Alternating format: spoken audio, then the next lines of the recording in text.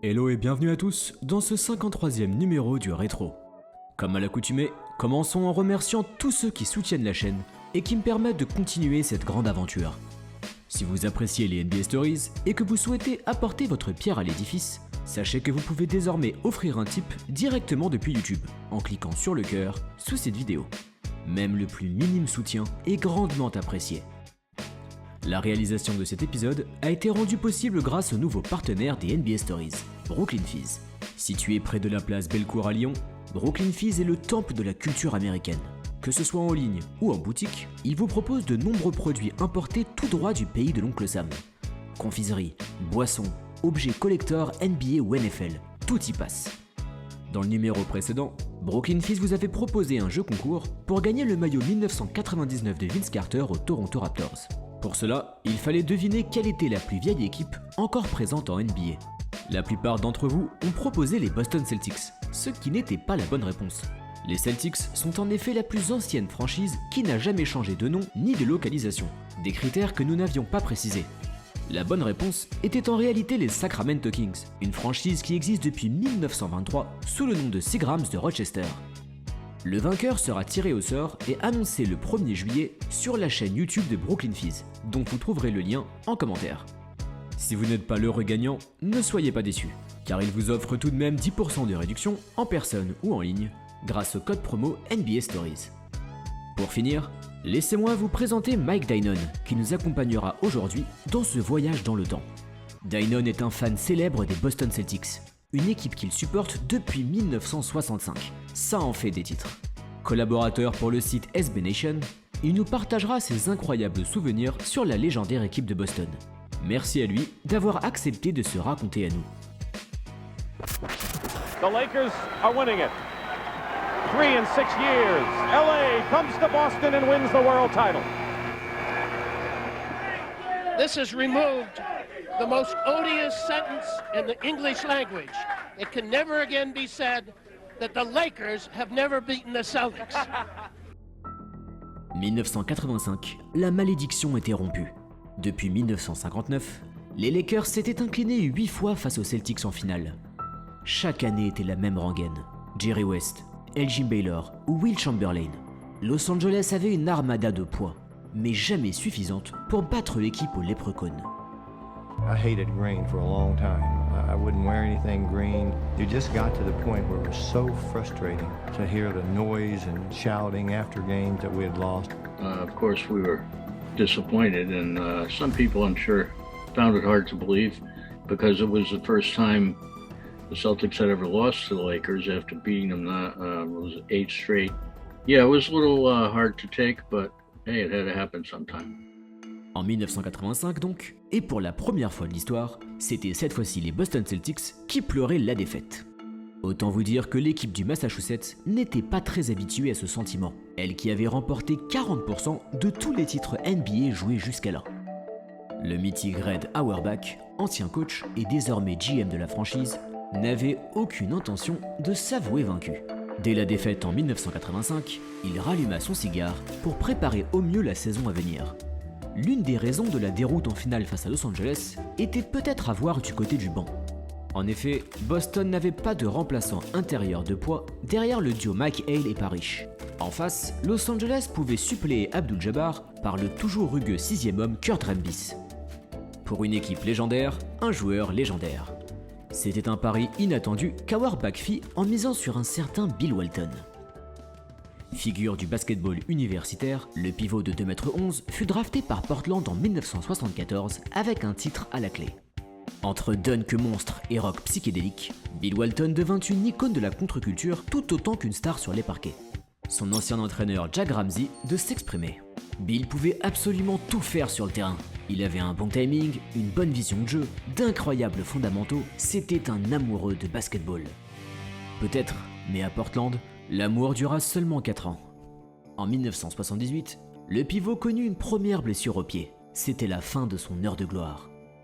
Transféré aux Clippers de son natal San Diego, il fut toujours maudit par les pépins physiques au pied, en ne jouant qu'une moyenne de 17 matchs par an, en 6 saisons en Californie. En 1985, c'est donc au fin fond de son fauteuil qu'il vit les voisins des Lakers gagner le Saint Graal. Pour lui, À seulement 32 ans, il semblait être temps de dire au revoir à la NBA.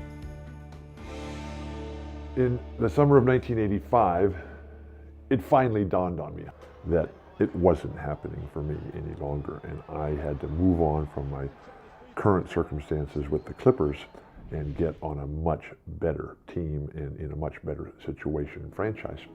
And when I asked Red if I could please come and be on the Celtics, Red asked me to hold on a moment. And so while he put his hand over the phone and looked across the desk to where he and Larry were strategizing about the future, Red asked Larry, "Hey, it's Walton on the phone.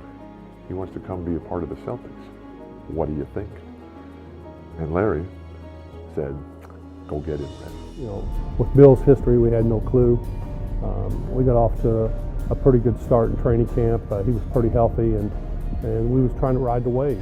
I looked into his eyes, and I saw a fierce pride and fierce determination. He came in town a few days early, and the first place that he stopped was at my house. And that said a lot about the person. You know, he wanted to make sure that I didn't feel threatened. D'accord, fini de plaisanter. C'était désormais une légende du jeu revancharde que les Celtics comptaient sur leur banc. Et dans le 5 de départ, accrochez-vous bien. Au poste de meneur, le sous-estimé Dennis Johnson.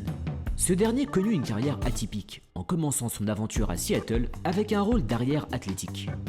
Il devint ensuite davantage un playmaker à Phoenix, avant de grandement s'orienter vers la défense à Boston à partir de 1983. When DJ first come here, I didn't know how to react because I didn't know how he was going to play. I knew he was a great player, but I didn't know if we'd be able to get along on the court. Bird, what a pass from Dennis Johnson.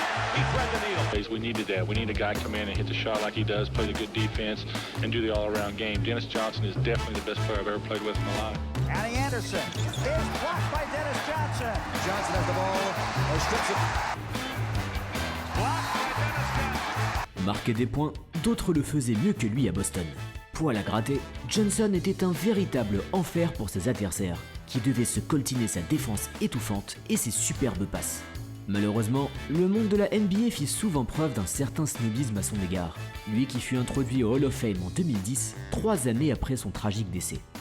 Mais les légendes qui ont eu la chance, ou plutôt la malchance, de l'affronter, ne tarissent pas d'éloges à son égard.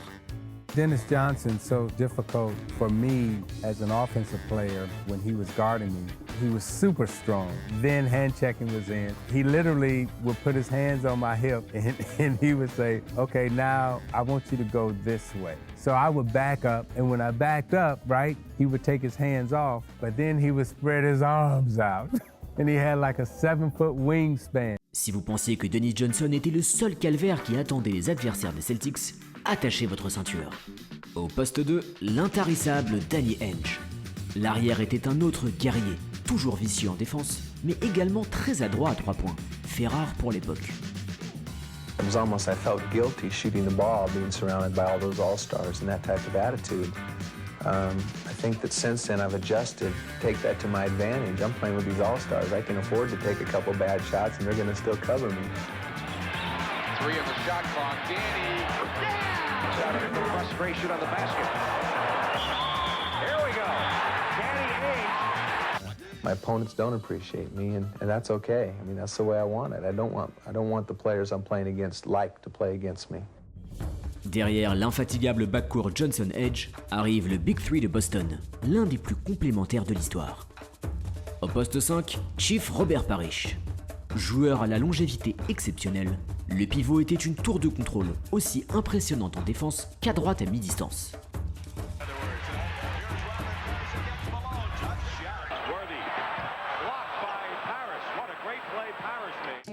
En tant qu'ailier fort, Kevin McHale. Encore une fois, nous avons là un véritable supplice pour les adversaires, qui devaient faire avec ses 2m10, parfait pour les rebonds et les contres, mais également un aspect longiligne, idéal pour se glisser et marquer de partout. Avec Hakeem Olajuwon, Kevin McHale possédait peut-être l'un des meilleurs jeux de jambes sous le panier de l'histoire de la NBA. Lorsque l'ailier fort se mouvait dans la peinture, impossible de l'arrêter, à tel point que ses actions gagnèrent le nom de la chambre de torture.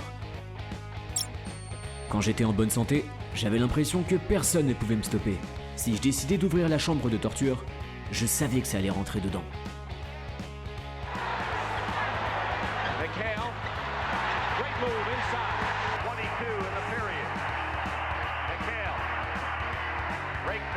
On McHale at this corner.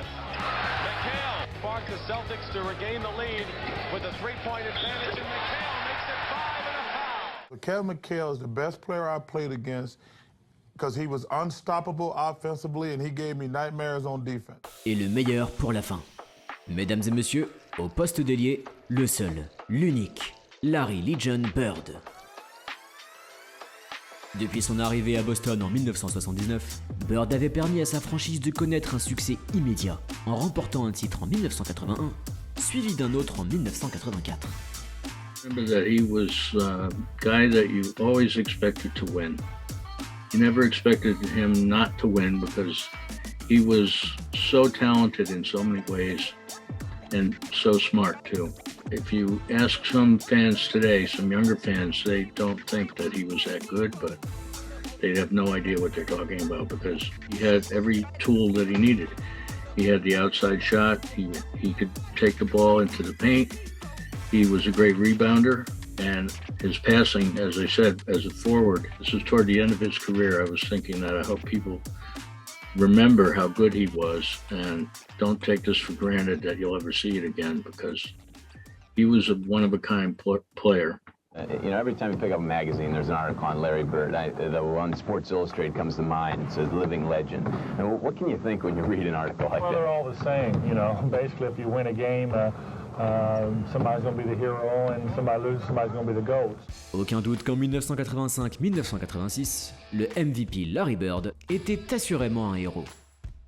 Face à Portland, le soir de la Saint-Valentin, Bird tenta de rajouter du piment à une saison qu'il survolait déjà. Il s'exprima alors à Walton en disant « Ce soir, face aux Blazers, je vais essayer de tirer seulement de la main gauche. » Et il tint sa promesse, en n'utilisant que peu sa main droite, le tout pour un petit total de 47 points, 14 rebonds et 11 passes décisives. Quelques mois plus tard face à San Antonio, Bird demanda ni plus ni moins à son coach que de le faire sortir, car l'adversité était trop médiocre à ses yeux.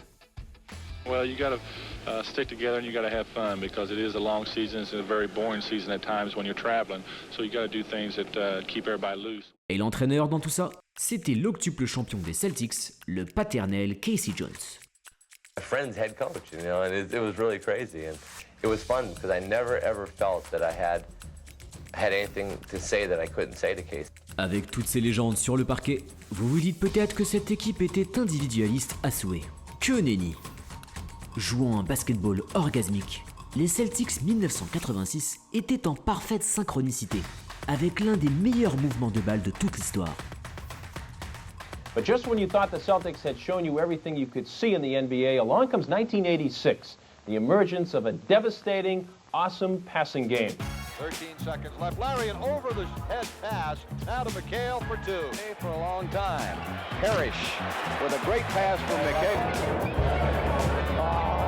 Goodness. Larry, which was a great offensive force, he had the respect of the officials, and plus he was able to create offense not only for himself, but for Kevin and myself. Now, one thing that the three of us had going for us, we could all shoot the basketball. We was all great finishers. That fake. When you play in a really good team, everybody sacrifices for each other but it's not a sacrifice. It's just that if Robert had it going, which he did many nights, he just got the ball. If Robert and Larry had it going, I just knew I wasn't going to get as many shots. It's no big deal. You know, the next night might be my night. Little up fake on Brewer, penetrates. Good in the foul. In the break, Seasting is with him. Larry to McHale for two. On this team, if you move to get open, you're going to get the ball. And a lot of other teams, you move to get open, and the guy looks you off and looks for his own shot. You know, one thing that, here the goal is winning, and it doesn't matter who scores the points or who gets the shots. It's just win the game. Walk on the right side, off the glass. 18 points. Oh, what a nice pass by Walton. On the near side, coming to the area. Up to Vincent. He's got McHale. Finds Bird. Oh, what a nice. 67 victoires pour 15 petites défaites, dont une seule à domicile. Voilà le bilan de l'incroyable saison 1986 des Boston Celtics. Ces derniers avouèrent eux-mêmes que les défaites étaient plus dues à l'ennui qu'autre chose. C'est simple, tous les adversaires de la ligue étaient impuissants face à l'armada de Boston. Les équipes avec des meneurs rapides se heurtaient aux mains rétives de Johnson et Henge. Les intérieurs plus puissants rentraient quant à eux dans le mur McHale et Parrish. Weakness in their team, I've said that many times. There's some things they do better than others, but they do everything very well. This team apparently has no weaknesses. Is that true? They have a very strong inside game, Dick. Multiple low post players, Robert Parrish, Kevin McHale, Bill Walton, Larry Bird. Very difficult to stop. Timely defense, team defense, the best kind. So they're very difficult to stop. Outside shooting, they've got it all. Une fois la balade de la saison régulière conclue, arriva les playoffs pour des Celtics au sommet de leur forme. La première série confirma deux états de fait, que Boston était invincible et que Michael Jordan n'était pas un gosse comme les autres. Anybody who saw that one game where he had 63 points, you had to worry that Michael Jordan was going to dominate the league one day, which he ended up doing. Et oui, le Bull brisa les records en inscrivant la bagatelle de 63 points en match 2. Malgré tout, les Celtics démontrèrent qu'une quinte royale valait mieux qu'un as seul. 3 matchs à 0, score final, direction Atlanta. Encore une fois, Boston écrasa la concurrence avec des actions historiques. Lors du match 5, des Hawks proches de la porte se montrèrent plus accrocheurs que prévu en première mi-temps. Au retour des vestiaires, c'était un fou 36-6 que les Celtics infligèrent à des Hawks déplumés. 11 victoires, une petite défaite. Voilà l'incroyable résumé des playoffs 1986 de Boston. Une équipe qui n'attendait que de prendre sa revanche face à Los Angeles en finale. McRae will inbound, 1 second on the clock. Sampson. It goes, it's over.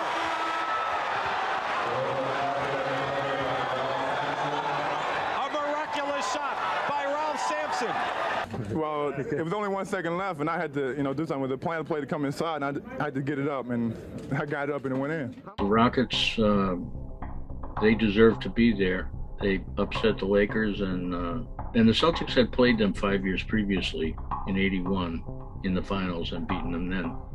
They were a good opponent and a worthy opponent, and fans, they didn't really care who the Celtics beat as long as they would win the title. But now, with that said, it would have been nice to have some revenge on the Lakers, because that season, '86, the Celtics were loaded, they were healthy, they were rolling. I'm pretty sure that the Lakers would have gone down.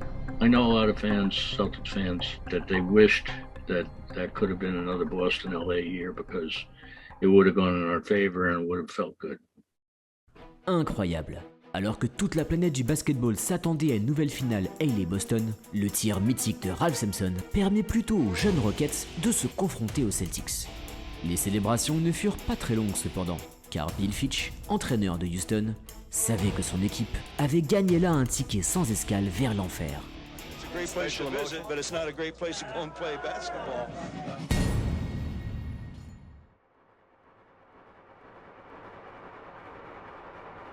Everybody, this is Johnny Most, high above courtside, here at the Boston Garden, where the Boston Celtics and the Houston... And the Garden was an old building, even at that time in 1986. It didn't have air conditioning, and it wasn't the most comfortable place to go to watch a game. But the atmosphere was incredible. When it was the playoffs or any big game during the season, the people there were intense. That's the word for it. Everything was intense, and you could feel the energy in the building. The Garden is Boston Celtic basketball. That's it. You don't get better than that. I mean, where else can you go in the NBA and find anything like the Boston Garden? Nowhere. Lakers are not here. Magic is not here. Hakeem is, and he will do nothing. We have that kind of feel here, that kind of reputation for being the blue-collar type, hard workers, and not glamorous, you know. Watch this, the Rockets are gonna fall tomorrow. Make it, D-Make, I love it. And Sampson, they're gonna crush you. You know, do whatever you need to do to win the game, within reason, of course. But if you give that kind of effort, then the fans are going to appreciate that, and they will embrace you. That is true for every one of the teams, every sport. Here you go, this is Ralph Sampson. Right here, big old Ralphie boy. And we got good old Akimo right here. Here you go, Akimo. reeks of tradition. And you go in there, and I think not only psychs up the fans and the Celtics, but I think it also kind of makes the other players a little leery of where they're playing. And they not only have to beat the Celtics, they have to, in a way, beat the Garden Jinx. Love that place. And I look at the banners each and every time, each and every game, and look at the retired numbers and look around and see Red Auerbach sitting over there and seeing all the other fans who have been there throughout the entire string of Celtic championships, and to realize that now I'm a part of that. Que serait un roi sans son royaume? Adoré dans la Nouvelle-Angleterre, abhorré dans le pays entier, le Boston Garden était une enceinte sans foi ni loi. De roustes prises par les Rockets pour commencer ses finales, Bill Fitch savait qu'il allait avoir besoin de magie pour se sortir de ce bourbier. This is a voodoo thing. It's supposed to make you rich. That's why the green has to do with money. And they dress these things up. Like if they could dress this up with a little gold hair and a 33 on it. Olajuwon with the rebound and a big run. McHale comes right. What we need more of. Lewis Lloyd in the open court. McHale comes right back into his hesitation. Look at how quickly he got the ball to the attack there. Just pushes it up for the Celtics. Bird. By Parrish. Who's only one on the hockey floor.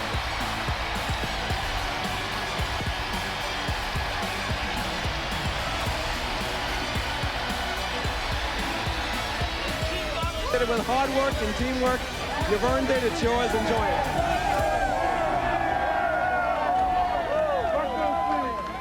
How good is this Celtic team in comparison with the other champions?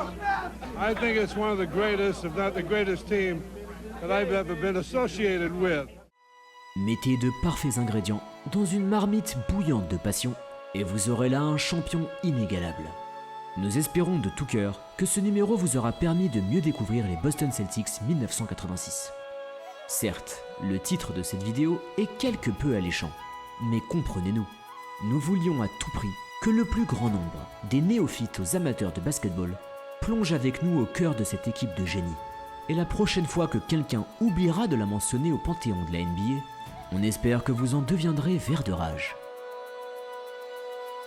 They rode through downtown and soaked in the admiration and appreciation. Larry Bird carried the trophy high, just as he has carried this team to the pinnacle of the game. Hakeem Olajuwon